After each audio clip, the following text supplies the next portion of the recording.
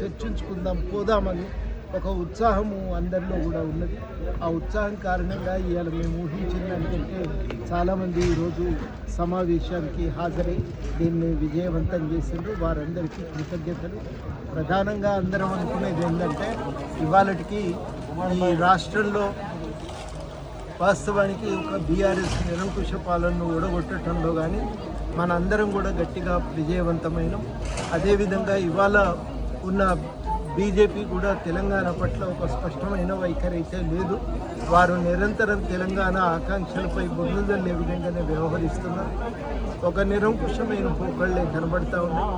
ఈ నేపథ్యంలో మేము అనుకునేది ఏంటంటే ప్రజల సమస్యలు, ఎందుకంటే మోడీ గారు మాట్లాడినప్పుడు ప్రజలకు కట్టుబాట్లు చెప్పింది కానీ ప్రభుత్వం ఏం చేస్తుందో చెప్పలేదు. ఈ పరిస్థితుల్లో ప్రజల సమస్యలను లేవనెత్తి వాటికి పరిష్కారాన్ని సాధించుకోవడానికి నిరంతరము అండగా ఉండవలసిన అవసరం కనబడతా ఉంది. ఈ ప్లీనరీ సందర్భంగా మీరు ఎలాంటి నిర్ణయాలు?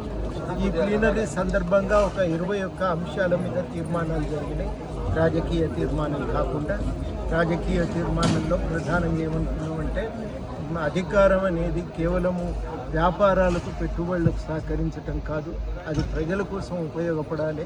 ఆ ప్రజల కోసం ఉపయోగపడే విధంగా మనం కూడా నిరంతరం ప్రజలతో ఉండి ప్రజల పక్షాన్ని నిర్ణయాలు జరిగేటట్టు చూడాలనుకున్నాం.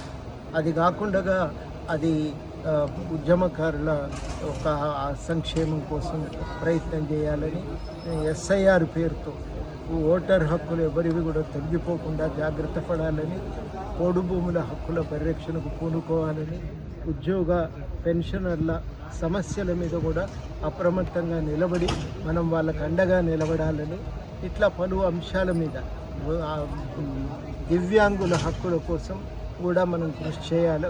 దాన్ని కూడా సీరియస్గా తీసుకొని ఎజెండాలో ఒక ప్రధానమైన అంశంగా జోడించుకొని దానికోసం కూడా పనిచేయాలని ఇవాళ అనేక అంశాల మీద కృష్ణా జలాల, గోదావరి జలాల్లో న్యాయమైన వాటా సాధన, చాలా 21 అంశాలు ఉన్నాయి.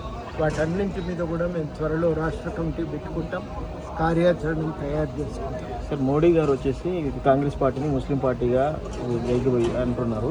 మీరు అలాంటి పార్టీకి మద్దతు ఇచ్చారు, దీన్ని ఏ విధంగా? ఇప్పుడు ముస్లింలు కాంగ్రెస్ పార్టీని విమర్శించండి, ఎవరు వద్దంటలేరు. కానీ విషయం ఏంటంటే ముస్లింలు కూడా ఈ దేశ పౌరులే కదా, వాళ్ళు ఎక్కడికి పోతారు చెప్పండి? వాళ్ళందరినీ కూడా దొంగలు అన్నట్టుగా చూస్తే అది కరెక్ట్ కాదు. వాళ్ళ పట్ల ఒక ప్రత్యేకమైన ప్రేమ చూపకూడదు. ఎవరి మిగతా వాళ్ళను నిర్లక్ష్యం చేసి వాళ్ళకే తవ్వి పెట్టకూడదంటే అర్థం చేసుకోగలం. కానీ వాళ్ళ పట్ల ద్వేషపూరితంగా వ్యవహరించటం అనేది కరెక్ట్ కాదు. దాన్ని అయితే మేము అస్సలు ఆమోదించలేము.